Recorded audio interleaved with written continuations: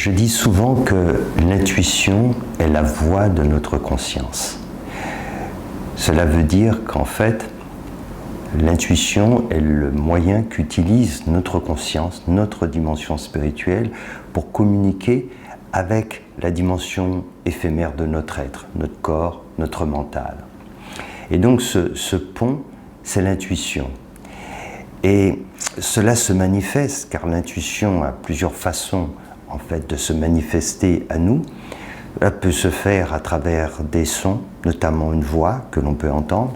Ça peut se faire à travers des images, mais aussi des perceptions sensorielles, olfactives, auditives. Ça peut se faire aussi à travers des signes extérieurs. Et bien souvent, ça se fait de différentes façons. Donc il faut du temps aussi pour apprendre à discerner ce qui est de l'ordre de l'intuition, c'est-à-dire cette communication qui se passe entre notre dimension spirituelle, ce que j'appelle notre conscience, et puis notre mental, notre corps.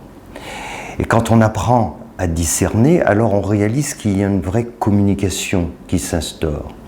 Et dès lors que l'on veut laisser de plus en plus la place à notre intuition, alors elle va se manifester de plus en plus, et jusqu'à un moment où on peut vraiment être dans cet état, dans ce que j'appelle ce mode intuitif, où notre conscience va vraiment se révéler et nous révéler une multitude de choses que l'on ne sait pas du tout sur le plan ordinaire de conscience.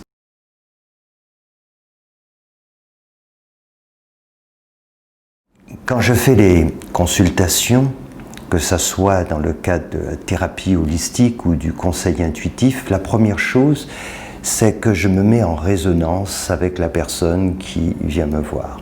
Donc cette mise en résonance se fait de façon un peu différente. Si c'est en présentiel, la première chose que je vais demander à la personne, c'est de s'allonger sur la table de soins, de ne pas parler, et donc je passe ma main au-dessus pour entrer en résonance avec les corps subtils, le corps émotionnel, psychique, spirituel.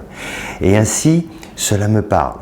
Cette mise en résonance fait qu'une communication subtile s'instaure et je peux recevoir les messages importants concernant justement la démarche que fait la personne qui vient me voir.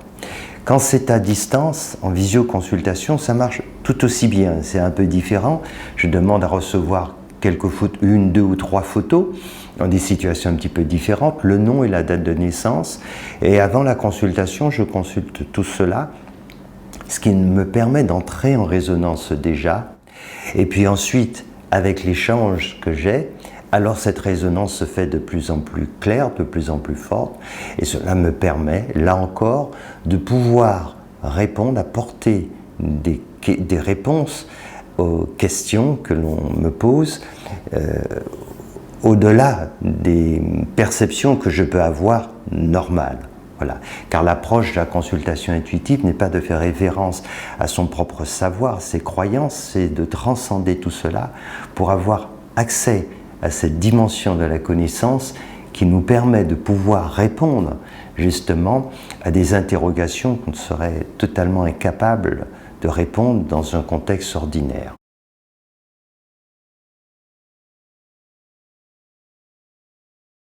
Le nombre de séances est vraiment dépendant à la fois de la personne et de la raison de la consultation. Si c'est pour une réponse précise, dans le cas d'une décision, une seule consultation peut suffire. Parfois, il est nécessaire pour certaines personnes d'être accompagnées, car une décision va impliquer un changement important, donc quelque chose de nouveau, et là, de nouvelles interrogations quant à la façon d'aborder les situations nouvelles, et il peut être nécessaire d'être accompagné pendant quelques mois, et donc une consultation tous les mois peut être tout à fait pertinente. Cela est la même chose aussi pour la thérapie holistique, tout dépend du problème que l'on a à régler, mais en mettant en pratique un certain nombre de conseils, il va se produire des changements aussi. On a besoin d'avoir des échanges avec le thérapeute, et puis je vais délivrer de nouveaux conseils. Donc le prévoir sur un certain nombre de séances est souvent aussi pertinent.